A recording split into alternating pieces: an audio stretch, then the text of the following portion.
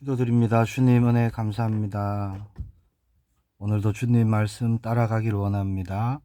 이른 아침 성령 하나님 말씀으로 우리를 조명하여 주시고 온전히 말씀 인도받을 수 있도록 충만함으로 역사하여 주옵소서.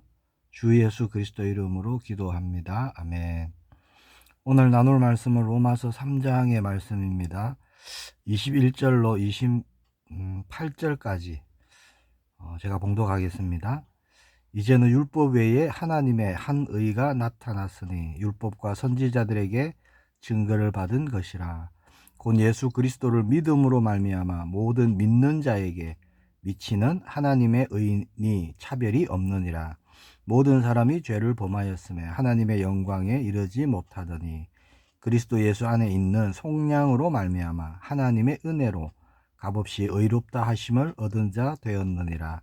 이 예수를 하나님이 그의 피로서 믿음으로 말미암는 화목제물로 세우셨으니 이는 하나님께서 길이 참으시는 중에 전에 지은 죄를 간과하심으로 자기의 의로우심을 나타내려 하심이니 곧 이때에 자기의 의로우심을 나타내사 자기도 의로우시며 또한 예수 믿는 자를 의롭다 하려 하심이라. 그런즉 자랑할 때가 있느냐? 있을 수가 없느니라. 무슨 법으로냐? 행위로냐? 아니라 오직 믿음의 법으로니라. 그러므로 사람이 의롭다 하심을 얻은 것은 율법의 행위에 있지 않고 믿음으로 되는 줄 우리가 인정하노라. 아멘. 오늘 나눌 말씀은 로마서 3장의 말씀입니다. 혹시 일어나셔서 거울을 보셨나요? 거울을 보면 얼굴에 뭐가 묻었는지 또 머리가 얼마나 헝클어져 있는지 금방 알 수 있죠. 만약에 얼굴에 뭐가 묻었다 그러면 어떻게 합니까?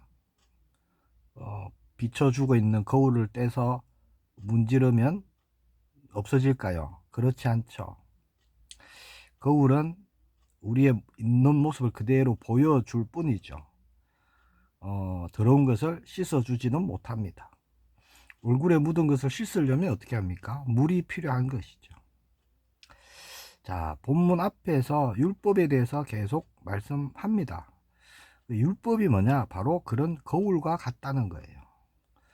20절에 말씀합니다. 그러므로 율법의 행위로 그의 앞에 의롭다 하심을 얻을 육체가 없나니 율법으로는 죄를 깨달음이니라.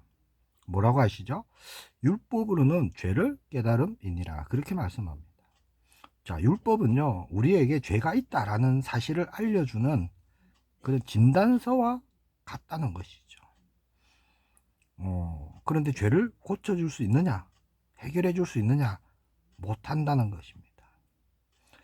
자, 율법이 내린 진단은요, 아주 참혹한 겁니다. 본문 앞에 10절에 뭐라고 하죠? 의인은 없나니 하나도 없으며. 자, 율법을 대보니까, 율법이란 거울 앞에 서보니까 의인이 한 사람도 없어요.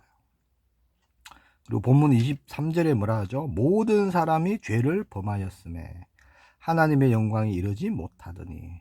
기준이 뭐죠?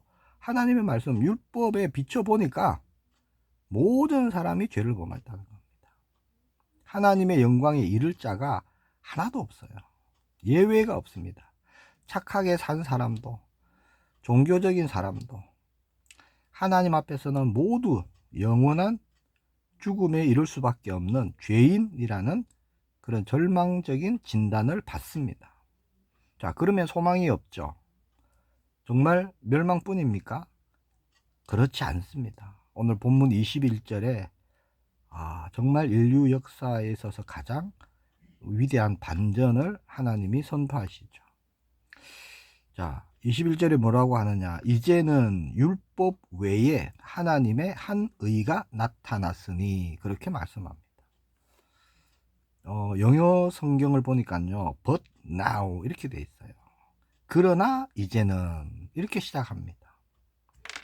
자, 죄 때문에 지옥에 갈 수밖에 없던 모든 인류에게 하나님의 은혜가 개입된 사건입니다. 우리 스스로는 죄 문제 해결할 수 없죠. 그 누구도 해결할 수 없습니다. 왜냐? 모든 사람이 죄인이기 때문에. 그래서 하나님이 직접 우리를 구원할 새로운 살 길을 열어주신 것이죠. 그 길이 뭐죠? 로마서 22절에 나오는, 오늘 본문 22절에 나오는 예수 그리스도를 믿음으로 말미암아 모든 믿는 자에게 미치는 하나님의 의, 그것이 됩니다. 그 의에는요, 차별이 없어요. 과거에 어떤 죄를 지었던, 어떤 환경에 살았던, 지금 어떻게 살든, 인종이 뭐든 신분이 뭐든 상관이 없죠. 딱 하나 있습니다. 오직 예수 그리스도를 믿는 자에게 하나님은요, 너는 의롭다 라고 선언해 주시는 겁니다. 자, 어떻게 이런 일이 가능한 것이냐? 24절에 말씀합니다. 그리스도 예수 안에 있는 속량으로 말미암아 하나님의 은혜로 값없이 의롭다 하심을 얻은 자 되었느니라, 이렇게 말씀하시죠. 자, 24절에 아주 중요한 단어 두 개가 나옵니다. 바로 은혜와 속량이에요.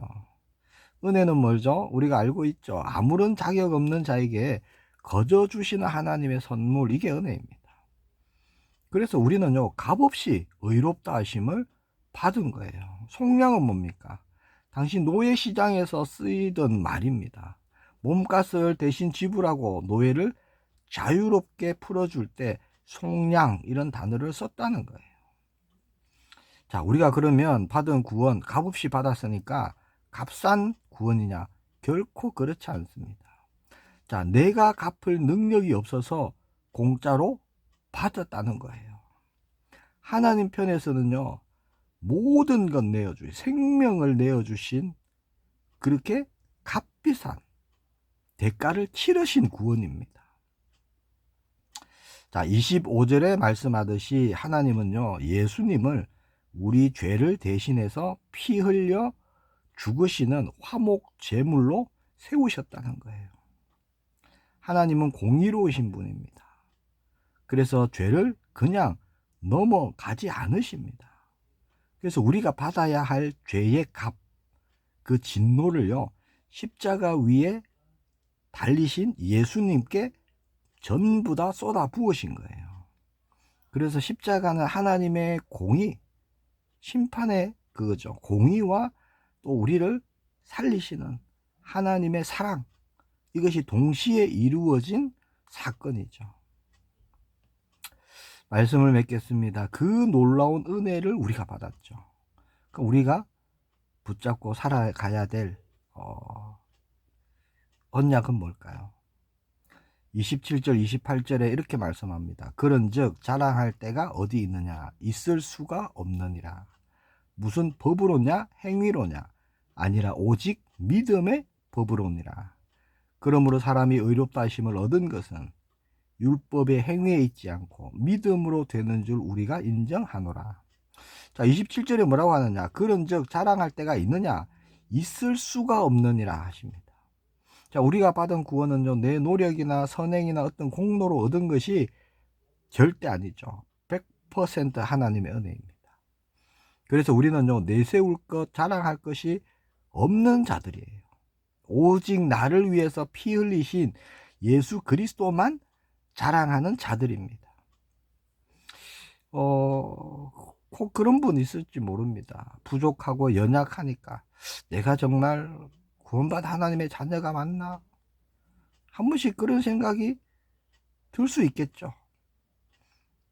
왜냐? 거울을 보듯이 내가 내 행위를 보니까 언제나 실망할 수밖에 없다는 겁니다. 내가 이러고도 무슨 하나님의 자녀냐? 이렇게 생각될 수 있겠죠. 자, 그러나 그런 시선을 돌려서 십자가를 바라보면 뭐가 보이죠? 하나님의 은혜가 보입니다. 자, 우리가 받은 구원은요, 나의 어떤 조건에 달려 있는 것이 아니라는 겁니다. 예수님이 다 이루어 놓으신 그 하나님의 의에 달려 있는 거예요. 오늘도 우리는요, 나를 위해 대가를 치러주신, 값을 치러주신 그 은혜에 감사하는 것입니다. 그리고 나의 어떤 공로나 행위가 아닌 오직 믿음으로 우리에게 주신 그 구원의 선물, 그 자유함을 누리고 주님만 자랑하고 주님께만 영광 돌리는 그런 우리의 걸음 되기를 축복합니다. 기도하겠습니다. 주님 은혜 감사합니다. 죄 아래에서 영원히 죽을 수밖에 없던 우리에게 그러나 이제는 그 하나님의 은혜 우리에게 베풀어 주심을 감사합니다.